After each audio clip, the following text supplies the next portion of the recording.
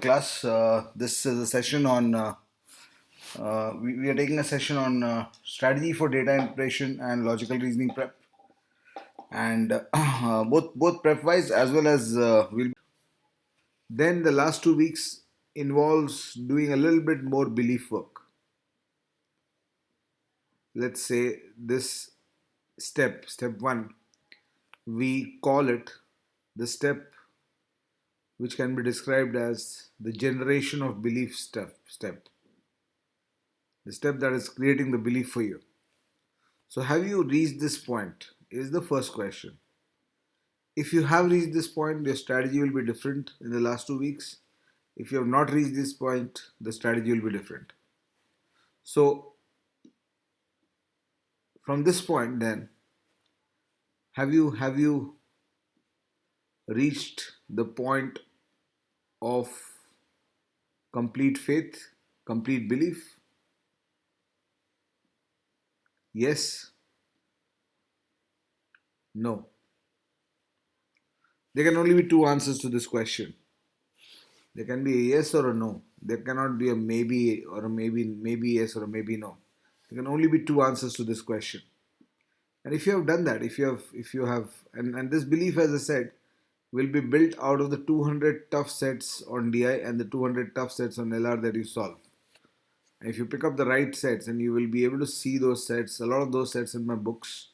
You know my name, Arun Sharma, and you know my books. Most of you are using those books. So if you have gone through that much, this belief should have got generated by now.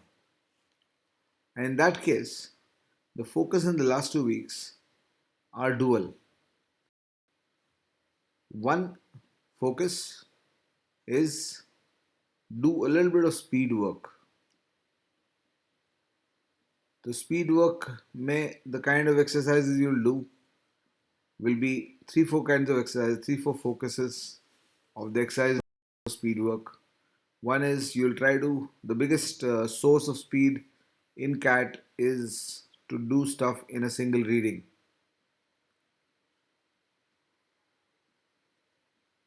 To do stuff in one reading. Don't waste two readings or three readings for a question, whether it's DI or LR, where you can do it in one reading. A lot of people I see end up using multiple readings for the same question. Second, so please remember, I am at this point where you have reached the belief point. You are across the belief point, and as I said, there are only two dimensions to the belief point. Either you have reached it or not reached it. So, single reading, first thing. Second, second aspect of the speed work could be you could focus a little bit of work on your calculations, weighted average, using percentage and smart methods of percentages, etc., or ratios in the same situations, so that you can do stuff 45 second 1 minute stuff in 15 seconds. This is one dimension of what you do. And the second dimension of what you do, this is my message to people who have crossed the belief threshold. The second dimension of what my advice to people is on review and revise. If you have understood DILR by now through your prep, you'd realize that there's a very strong component of repetition in DI prep. There's a very strong component of repetition, repetitive logic, repetitive calculations, repetitive data structures,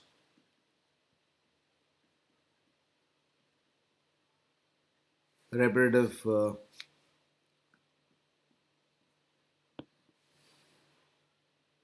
language. So it might be a good idea to just quickly go through. When I say review and revise in DI is not theory, because there's no theory in DI. It's about review and revise the questions that you have solved till now. All the sets that you have solved, all these 250 sets that you have done, you review and revise those threshold. That means you have not reached this point of belief that मुझे कुछ भी दे दो मैं solve कर लूँगा. Give me anything, I will solve it. If you have not reached this belief point,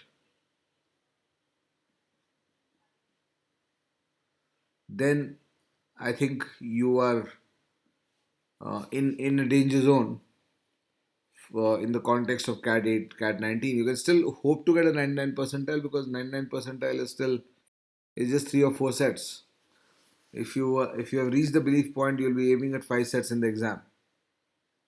So give me, if you have not reached this belief point, it's not that you're out of the race. You can still get a 95 or 97, even a 99 percentile. But obviously, your work emphasis about what work you should do in the last 2 weeks will be very different from those people who have crossed this belief point. So, for such people, the other extreme of this is the 90 to 95 percentile level,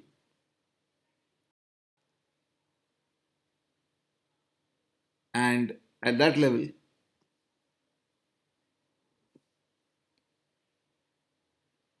at that level, you will be aiming to do around anywhere between 14 to 16 questions out of 32, which means you are completely solving 4 sets, completely solving 3 sets. You're completely solving 3 sets, and the fourth set, maybe you're doing half the set. So obviously, for this kind of a person,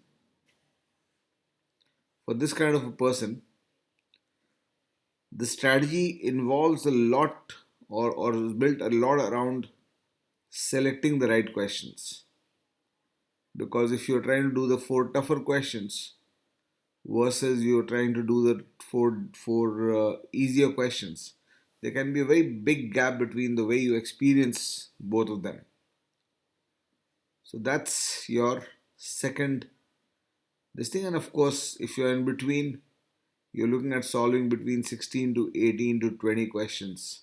If you're aiming for a 98 to 99 percentile, then you're aiming to do around 16 to 18 to 19 questions, 20 questions, which means you're solving somewhere between 4 to 5 sets.